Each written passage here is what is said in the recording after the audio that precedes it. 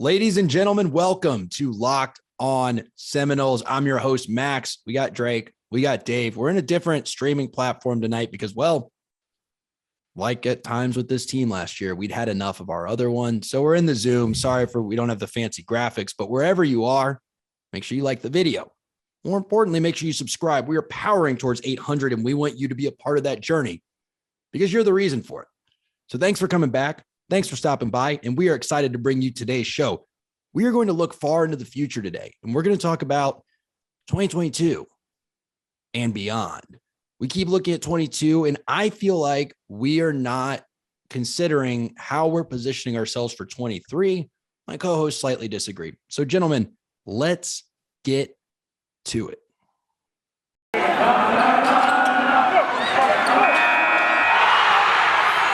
You are Locked On Seminoles, your daily podcast on the Florida State Seminoles, part of the Locked On Podcast Network. Your team every day. And welcome back, folks. Don't worry, different platform, but we still got the intro video for you. We appreciate y'all stopping by, and make sure that, again, you like, you subscribe, and leave some comments. Also, Drake is going to be sharing a GoFundMe on his personal Twitter. We'll be sharing it on Locked On Seminoles and the Noles Anonymous Twitter. He spoke yesterday about his brother's girlfriend's battle with Hodgkin's lymphoma. I don't know. I'm not elegant in these situations. It just sucks. And when people are going through bad things, it's good to have support of others. So any support y'all could throw that would be greatly appreciated. Again, check at Noles Anonymous at LO_Seminoles on Twitter. Or at Tally__Drake. Evis, we're all pulling for you, man. But guys, let's kind of slowly transition into what we're talking about today, and that is the far-flung future. Because in our pre-show conversation, we were going to go one way. We kind of got down this thread of we win 8-9 games this year. Let's say we win 10 this year. What are we setting up for in 23? Right? Like, it feels like there's a lot of people on both sides saying, okay, if Mike Norvell wins this many games this year, he's the guy. If he doesn't, he's not the guy. And I almost feel like this year is just a decider of, will there even be a Norvell era, or is he going to be a blip on the radar? And I kind of want to get y'all's thoughts on that.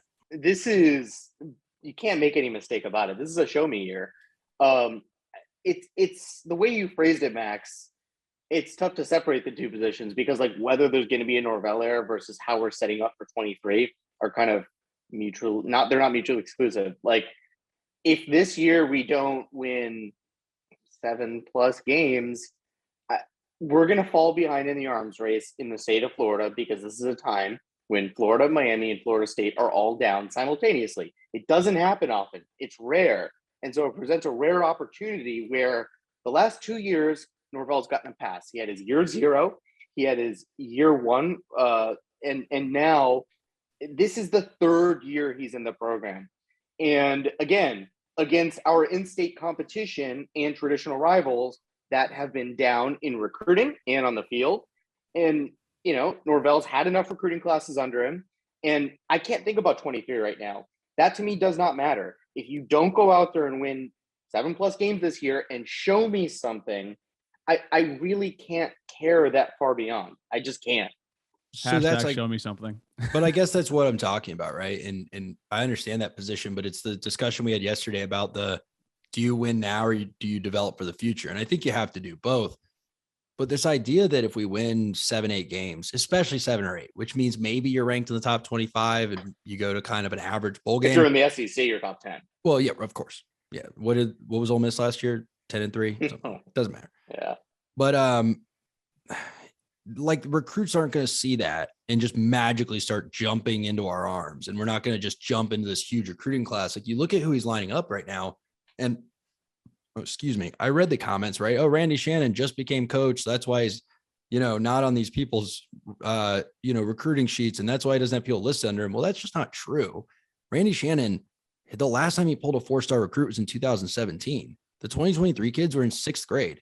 And you could say, I don't care what his job was. Like, if he was any good at DC back then, he would still have been a DC and would have been landing 5-star recruits. So, like, yeah, for every Herm Edwards, you have a Mac Brown. But at the same time, when a guy hasn't pulled a 4-star recruit, not a 5-star, a 4-star recruit since 2017, I don't have a lot of belief that just because you win 1 or 2 games above bowl eligibility, he's going to go from the current 0 linebackers committed to having a bunch of 4-stars flooding in trying to play football. And by the way, those kids won't even really be impactful at the linebacker position until 24, 25. So like, I guess I look at this year and I feel like Jack Nicholson in The Departed, right? Like, we're arguing about winning 8 games or winning 6, but in the end of the day, what's the difference if we don't have a strong 23? Drake, let me throw this to you. Here's what I want you to speak to. If you're a recruit, if we win, say, 5 games next year, why the hell would you come to Florida State? Like, doesn't the pitch almost become impossible after the last 2 years? You win 5 games again. Like, if you're a coach looking to replace another coach, why would you come here? If you're a quality recruit why would you look to come here if it's just yet another dud under this regime? I mean, you wouldn't. That's my personal opinion, primarily because it's already kind of a known fact that a lot of coaches around the country see Mike Norvell as sort of a dead man walking because he's only won 8 games in the past 2 seasons. And then with the Randy Shannon thing, I mean, it's hard to pull 4-star recruits when you're at UCF, especially in the linebacker position too. Like, and when you're competing with Miami, Florida, and also FSU, and are you going up against Clemson and that? But it's a little bit different when you have the logo at FSU to back you up, right? UCF is recently good. And also with him, he was an off-field analyst. He'll come back in for that. But to me, it's more that where you are right now is where I was last year, Max. Primarily that last year was, okay, this is the base now. We're at base camp, right? But now it feels like exactly. But now it feels like to me that we went further down the mountain. We went straight to booking our tickets to fly over to Mount Everest at this point now. So we're just leaving Nepal. We're out. We're sleeping. Hanging on to Nepal with the Sherpa. But like to me, it's more. I need a proof of concept to be like not that Mike Norvell is the guy. It's more that is Mike Norvell the right guy now at this point to at least give some sort of foundation for the next guy coming in? Because I'm already on the ship basically. I don't think he's the guy for the long-term option, anyways. Yeah, I mean, Dave, I'll get to both of your points. First with Randy Shannon. Yeah, you're right. UCF is not Florida, is not Miami, and no one made him get fired from those 2 schools other than his own. Well, his head coach got fired, so you don't keep your DC if your head coach gets fired. But it's still telling that like your head coach is fired and then you have to go down into the group of 5 at a coordinator level. Like he didn't go land a head coaching job. He didn't lateral to another Power 5. He didn't go, look what happened to Kendall Briles, right? When the head coach got fired, like he ended up at Arkansas. You know what I mean? That's a premier pro. I mean, if he wasn't part of the reason Muschamp got fired and people had seen that, he would have gone and been a DC or maybe been a position coach at a big Power 5 school. So whatever, this isn't a Randy Shannon thing, but I see what you're saying. You're right. It is the fact he pulled 4 stars at UCF could be telling that he is a good recruiter. That remains to be seen. And again, my point is the kids he's going to recruit aren't going to have an impact year after next. Like I almost wonder, do we risk a dead cat bounce this year, right? Like let's say we win 8 games. What if we only win 7 or 8 or 6 the next year? And right now I'm looking at a team that it doesn't look like it's building in a linear way. Like I don't see like, okay, we could be okay this year, but look at how much older our kids are going to be and how the recruiting class we have coming in that's going to improve our depth. And then those kids are going to get older. This feels like, especially when I look at the offensive line, because this is like, okay, the offensive line is finally older. It almost feels like this is his pinnacle team. And that's not good in year 3. Year 3 should still be a building team. Otherwise you end up being like Gus Malzahn. Well, Max, the thing we were talking about before we started recording this, and I wish this was organic and the first time I was saying it, but if we do well this year, that's going to make it more difficult to do poorly next year because recruits will come in. Coaches that we need to replace other coaches with, on Dugan's, will be easier to come by. It's just a harder sell if you don't really kill it this year, or at least, like Drake said, prove the concept that you win 10 games this year, for example, and I'm not saying that's going to happen or likely to happen. You're going to get better recruits. You're going to get better coaches. All of a sudden next year, it's a lot harder to win 6 games. Folks, as Max, Dave, and myself discuss how Mike Norvell is establishing a solid foundation with FSU football, our friends over at Run Your Pool are the preeminent website right now to create a solid foundation for your brackets. With March Madness only just 3 weeks away, even though FSU basketball isn't going to be on there, why not hang out and make a bracket with your friends? Along with standard brackets, Run Your Pool offers game types like Survivor or Pick X, which honestly are both fun in their own way. and they have options to add scoring, and they offer you more intel to make your picks, unlike ESPN or CBS. Clearly, we believe Run Your Pool because, like I said, we're running our brackets there ourselves, and there's no truer test than that. So if you want to play against us for a shot at cash prize, join us at runyourpool.com/lockedon. And while you're there, create your own pool for your friends and family and enter promo code Pure Madness, PUREMADNESS at checkout for $10 off your custom pool. Once again, promo code Pure Madness, PUREMADNESS at runyourpool.com/lockedon for your chance to win a cash prize. We look forward to seeing and beating you there. And once you're done at Run Your Pool, head over to built.com, folks. It's about to be March, and this is typically when you see these New Year's resolutions sort of fall by the wayside, but stick in there, hang in there with me as the Chair Bar Cia Casanova. I am here for your journey. You got Max over there with the Peanut Butter Brownie Brigade, and you got Dave as the Cookie Dough Connoisseur. But folks, if you don't like the 3 flavors, there are 16 other flavors to choose from, and there's a brand new one for this month, the white chocolate cookies and cream. Ooh, that sounds fire. I got might have to try myself out with that. But folks, 130 calories, 4 grams of sugar, 4 net carbs, and 17 grams of protein. You will not find a more delicious protein bar out there. And when you go to built.com, use promo code LOCKED15, LOCKED15 to get a 15%. That's a 15% bonus off of your order. Once again, promo code LOCKED15, LOCKED15 at built.com. Right, but I've said the number 2, so I'm not dinging you, but like you're about as likely to win 10 games this year as 2. As me dating Rihanna. Like you're not winning 10. You're not winning 10 games this year. And if you do, I'd be happy. I'm not going to be mad, but it's not realistic. The other thing is that we get too caught up in wins as if it's NCAA football 2014 and there's an algorithm that has programmed certain recruits to only like your school if you win a certain number of games. You can win 8 bad games. Look at Notre Dame in 2018, right? They won 4 games, 2017, 2018, whatever it was, they won 4 games. Their 8 losses, 6 of those were by a combined 16 points or something insane. I mean, they lost more 1-score games that year than they had in like the 4 years before that combined. So you could also win 8 games that way, where you're winning a lot of just ugly, trashy 1-score games. And that's not showing any improvement. Like recruits aren't obligated to like you more just because you win games. So if you show that, hey, we're beating up on teams that were close last year, like for example, you go out there in week 5, and you obliterate Boston College, right? And it's like, okay, same quarterback, Zay Flowers is coming back. You beat them by 1 last year and you beat them by 21 this year.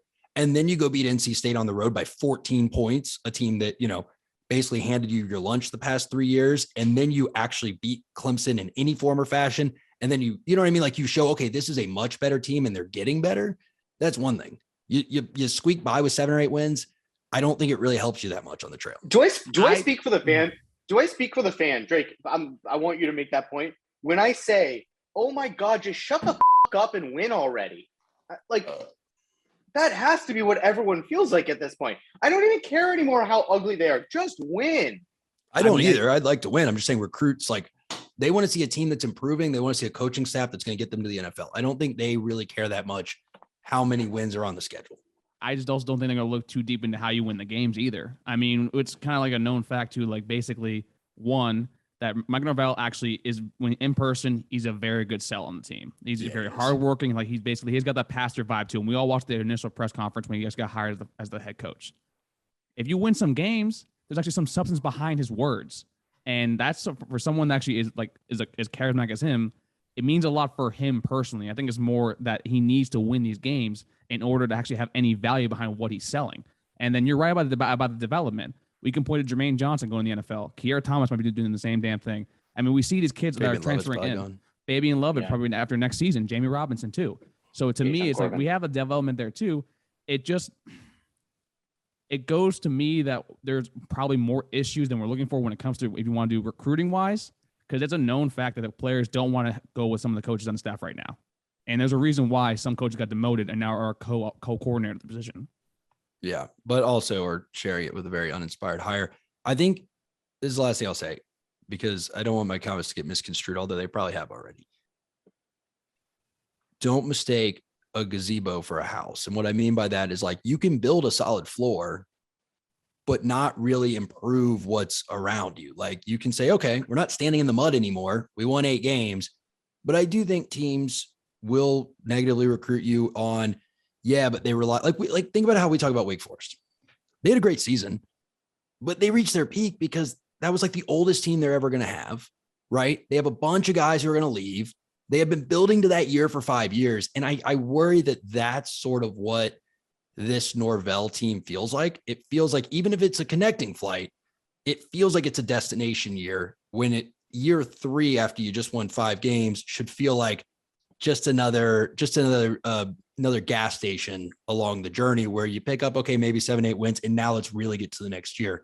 And again, my biggest area of concern for that's rooted in the offensive line, because you have an old offensive line. That's something a lot of people have pointed to as a reason we should do better this year. But what happens the next year in 23 when half of your offensive line, excluding transfers, are all under the age of 20 years old? They develop. Basically, that's been the one issue for the past 5 years, is that we've thrown in freshman linemen, and we all know that lineman is, one, the hardest position to project on the football field, and 2, you don't get the weight size. You see the linemen we have out there, they're tiny compared. And you see freaking Alabama has freaking Blastoids at center, and it's literally just it's Alabama, but we're at least going to have like development wise for these linemen. That's kind of what they're going to be younger, but they'll at least be more ready and not be fresh 18, maybe 19 and a half, 20. Look, zoom out, right? I have forgotten what it feels like to win at Florida State. I have forgotten whether we're capable of winning big at Florida State. It has only been 8 years since we won a national championship, and that feels like 80 years ago. It feels like that's on black and white TV at this point. That's how far removed we are from that. I just want to know that the infrastructure, the coaching staff that we have in place right now is capable of doing some winning. I don't care what the cost. I don't care what it means in 2023. Just show me that you're capable of winning and that you can get the team to buy in and perform well enough to do it. Yeah, I mean, look, I want to see us win too. I really do. I just don't know if like it just feels like we're putting a lot into next year because of what you're saying, Dave, because of how badly we all want to see us win, which I echo that. I do want to see us win. It's just like, it's year 3 too. I'm in it for the long. Yeah. I want to be in it for the longer haul, right? Like I want to be, excited, like under Jimbo, right? When we signed the 09 class, like we were literally already excited about the 10 class, which ended up being even better. And then we were like already excited about the 11 class, which ended up being number 2 in the nation. Like we saw the build year to year to year. And Norvell, it feels like he's put a lot of eggs in this year. He's kept all of his coaches, prioritizing continuity, said like, these are going to be my guys. We're going to do this thing. And it's like, great. But even if you win this year, have you scored a Pyrrhic victory where you didn't get rid of Dugans, you didn't get rid of some other or when some other openings came up, you weren't able to pull big name coaches. Like, let's go one step further on that with Dugans. If you win 9 games next year, even 8, let's stick with 8, because I think 8's a better number and it doesn't sound like we're exaggerating as much. It's going to be really damn hard to fire a guy that you kept after 3 wins and after 5 wins and then turn around and fire him after 8. Not if his wide receivers still struggle. Yeah, that's exactly right. That I think is wishful thinking. And that is. But I about to say, because like that, if we do win 8 or 9 games, I think that does go to your point that the wide receivers do perform better. But if you know that we were going to replace him with another option who primarily didn't come down here because he feared the lack of, Mike Norvell being there the following year, if you have that, then like, hey, I was still able to get this out of my wide receivers with this guy coaching them, maybe you'll still be able to bring him in. I also, look, Dugans is on a 1-year deal. Dugans is on a 1-year deal. Setting that aside, though, I refuse to believe that Mike Norvell, who's still at the relative inception of his football coaching career, would be stupid enough. Sure, but would be stupid enough to say, yeah, I really know that I need to get rid of this coach, even though I just had a good year, just because, like, I don't know, it's hard to. He had a decent year this year. Like, whatever's best for Mike Norvell in Florida State, I just cannot believe he wouldn't prioritize, or else he shouldn't be here. But you're operating under the assumption that Mike Norvell's instincts are always correct, right? Like, I think he thinks that Ron Dugans probably is good for Florida State. So then you have a guy that made that decision. And if he wins 8 games, then all of a sudden is he validated in his thinking and now keeps someone that, again, it's the same with Jimbo keeping Trickett year after year. 2013 doomed us to 3 more years of Rick Trickett. And we saw what happened because of that. That's a fair point. And it's like Charles Kelly, same thing in 2014, kind of, but 2015, the way that defense rebounded, like on the second half of the year, that stuck us with Charles Kelly. And again, we saw that Jimbo didn't even want to take Charles Kelly as a freaking analyst to Texas A&M because deep down he knew, but in the moment, he wasn't going to fire one of his guys who was quote unquote having success on the field. I don't know. I'm not being like the sky's falling. I'm just saying like, I think we need to look at this program longer term. Like we've already been looking at it so long term because we've sucked for so long anyway. What's looking at it in a 3-year window instead of a 1-year window now? I don't know. I think the problem majorly is that if we look at it for, I guess, say for 23 or 24, that would basically mean that for 5 straight years, we barely have flirted with 500. And for college football, especially nowadays, that 2013 team is going to start looking more like a blip in every person's radar, especially with recruits now. Like the 18-year-olds now were born in 03. So eventually now they're going to have no recollection of the Peter Warwicks or the Charlie Wards or Chris Wenke's. They'll think of maybe Jalen Ramsey and Derwin James because they play on Sundays. But so I think that's more the concern that with that. And then also I think Dave alluded to it earlier before we start recording. Like Mario Cristobal's down there. He might do something we might not know. Billy Napier's going to do some other stuff. So it's like they're down. The ACC right now has had some of the worst football in the past few years. So it's like, why are we still struggling actually in our own conference too? And one last ad read for today, folks. Sorry to pull you guys away from the great sit down between the three of us, but we got to talk about our friends over at betonline.net. Football might be over for the season. Shout out to the Los Angeles Rams, OBJ, Matt Stafford, and Jalen Ramsey and Cam Akers. But basketball is in full steam ahead for both pro and college hoops. We got March Madness just right in the corner. And it's not just basketball. BetOnline.net is your source, your one-stop shop for hockey, boxing, and UFC odds, right to the Olympic coverage and information. Head to the website today or use your mobile device to learn more about the trends and action. And use promo code LOCKEDON, LOCKEDON at BetOnline.net. BetOnline, where the game starts. Yeah, Max, I want to build off what you just said. If podcasting was a thing 20 years ago, 25 years ago, don't you think Tennessee and Nebraska fan bases would have said something awfully similar to what you just said? Like, look at what we've done. It can't just be about this year. Like, we'll figure it out in the next 2, 3, 5, 10 years. Like, and eventually it just became, oh, shit, we're not going to figure this out. Oh, I didn't say don't try to figure it out this year. I meant we need to look at our prospects because on the other side of what you're saying, right now you're looking at it, you're saying the pragmatic version, but there is a below the surface part of the iceberg of your argument. And it's not just please win this year. It's if you win this year, I'll consider it successful. What I'm saying is, like I said, it's Jack Nicholson and The Departed. I don't really know if I sit back and think about if I really care if we win 8 games this year. I care if we win 8 games and we win 6 of them really convincingly, and 2 of those wins are Florida and Miami. But like just getting over a minimum win threshold so we can put, maybe an Atlantic championship trophy in our trophy case, like that's not going to do it for me. Like I need to see this program because we're not going to win a championship next year. We're not going to win one in 23. So I need to see us making major moves for also 23 and towards 24. So I can say, hey, I can see a championship in 2 or 3 or 4 years. Yeah. I just worry, like if you're Tennessee, you haven't seen 10 wins since 2007. Like, are you going to see it again? Like, I need to see that this team can do better than 5 wins, that they can do 8 or 9 wins, not just better than 5, that they can have a respectable season where they're flirting with a rank. I think also though, but I'm not saying don't have that season. I'm saying have that, but I'm not going to really it's not going to make me super optimistic about the future just because you hit a number of wins on the schedule. I think if you hit the 8-win threshold, that means, okay, this is slowly starting to work because that would prove that, Norvell, each season that he's had, exactly, maybe, but by football, it's always a maybe. But that would show that each year incrementally, Norvell's team actually is performing better. And it also, thanks to you, Branson on 247, incrementally your statistics are going up in defense, also on offense too. So it's like maybe the foundation is finally being built. And to me, it's something like, hey, we're finally getting a solid roster influx with the transfer portal, with some of these newer kids coming in. And also, like I said earlier, we're not forced to play these young kids super, super early. Last year, we were bragging about having the youngest roster in the league. That was by the most snaps.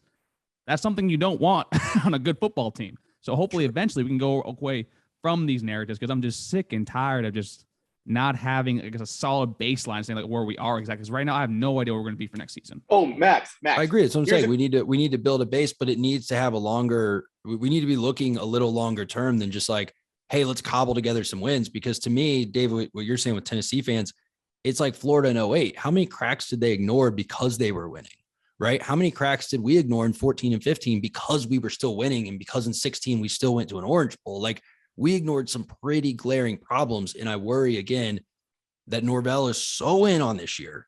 Like, this is the year that he's ignoring things like not being able to find a good GM, like an administrator that GM. They struggled to close one. I mean, there was a lot going on behind the scenes. They had a lot of trouble getting a GM in here because the guy he's reporting to, who they just gave like a huge raise to, most people don't want to work with. He's keeping position coaches that have huge. We can say Randy Shannon might be great, but you can't argue with me that he's a question mark. We don't know. No. Yeah, that's we don't know about Tokars. He's a question mark. We don't know about Atkins as an OC. Yeah. He's a question mark. We don't know, by the way, about this O-line, who I said is old and you got to build the foundation. We are bringing like 8 of them in from high school. I understand that, but now they're not being directly coached by Alex Atkins every single practice because he's going to be game planning. So we don't, all those things may work out. Is he though? Because Norvell, we don't know. It's a question mark. That's what I'm saying. We have a lot of question marks, and it's like, I don't like building foundations on top of question marks. It's scary. Let me ask you a question. Speaking of question mark, would you rather go? No, I don't play this game. No, hold on. Would you rather go 2-10, but look the best we've looked in a half a decade in every single game, but everything just happens to break against us, or go 10-2, but we look the worst we've looked in a half a decade? I'm always going to take 10 wins, but let me flip that question back on again, because I feel like you're just completely missing what I'm saying. How are you going to feel any better about the program next year than you do this time this year if we win 8 games, but we still get the 20th ranked recruiting class? Yes, I will. Just knowing that we can still do it and that the coaching staff has built something that's better than 3 and 5 wins. I also don't think you're going to get the 20th ranked recruiting class if you win 8 wins. Because you just improved by almost 100%, by the way. You were one shitty play against Jacksonville State from a full 100% improvement, and your recruiting class didn't improve at all. Same recruiting class as the year before. I don't think if you win those games, I don't think you're going to get 20th recruiting class. But kind of like how you're saying, we win 9 games, the wide receivers aren't going to be better or be worse. Maybe. Or maybe because also it's a long game. Like, that's the other thing, is like, who's out there on our list? Like, we can throw some names around, I guess, but like, the crystal balls aren't really rolling in right now. And you get Lane Kiffin, bro.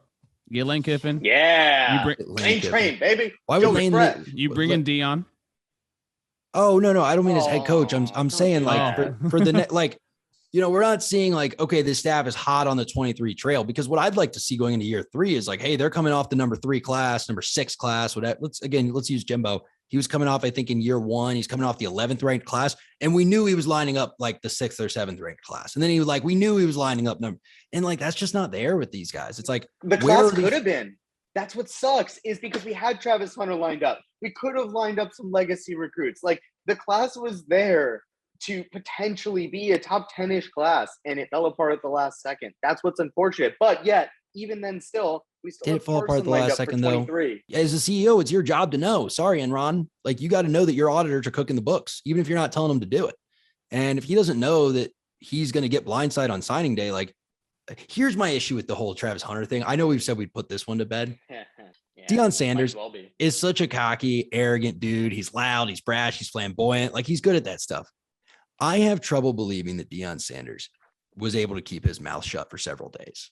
Like, I'm not saying he told the whole world, but I have trouble believing that there's no way you could have maybe found out there was a threat there. Like, I just don't believe a 17-year-old kid who like loves being popular and on social media, and then Deion freaking Sanders were able to, like, even within, I'm talking like you'd have to do some espionage, but we're able to keep it completely locked down. Neither here nor there. But then I'll take away from the ceremony, though. I think that was kind of like, well, you want that big moment, that big turn. It's like a bigger moment. It's a bigger moment if you do it, right at noon than if you do it. Hey guys, I'm decommitted. Find out where I'm going next. Like, it's like, that's the bigger thing. And I tracked his Instagram followers. He gained almost 60K in 2 days after that. But where were the red flags, and like, where again were the dudes on the ground in Mississippi where were the guys at the gas station you're calling going, hey, have there been any jets there type of work I'm talking about? When Deion said shock the world, like, you didn't put 2 and 2. because here's the thing. It's not my job to recruit kids. Like that's your full-time job. Your one job, Marcus Woodson, was to get Travis Hunter to sign that letter. And you hear Dion, Travis visited there and said great things about the visit. And Dion says he's going to shock the world. And you don't think like, hey, maybe I should like, I don't know. I'm not saying whatever. I'm getting lost. If we knew the answer to that, we would be getting paid. I know. But my point is I want to start seeing some smoke for 23 before I'm ready to like, because that's what I don't want. If we win 8 games, where like, you're right. Maybe we get better recruits. Maybe. Well, but Max, which kids? Let me stop you there. Let me put a bow in that for you. We go 9-3 last year. Where's Travis Hunter right now? Probably at Jackson State. Yeah, bro, Jackson State. He's at Jackson State, and our best, wide receiver prospect is probably not going to join the team in the fall, right? You can check Marvin Jones Jr. Check the Miami Herald. Marvin Jones, You probably do get him. You probably land one. You're right, and that's one kid. Probably also get Tyree West from committed to Tennessee. Oh, that's right. Yeah. Well, we don't have Tennessee kind of money. That's a team, by the way. Speaking of which, like you bring them up as never going to be good again. The amount of money they're throwing into NIL and stuff, like crazy. That team's going to be good again. They have to be at some point, like, or otherwise, that's the worst investment since I don't know Blockbuster in 2002. Anyway, I think we've got around that bend enough. I don't know if there was really a point in there. Hope y'all like the more conversational single segment. Usually we come to you 5 days a week. We like to bring y'all the 3 segments, get it in nice, clean, boom, bam, bang. But today we mixed it up a little because it's Thursday night. It's Friday as you're listening to this. And from me, from Dave, from Drake, and Baby Yoda back there, we hope y'all have a great weekend. I'm Max. That's Drake. That's Dave. And this was Locked On Seminoles. Take care, everybody. Good old.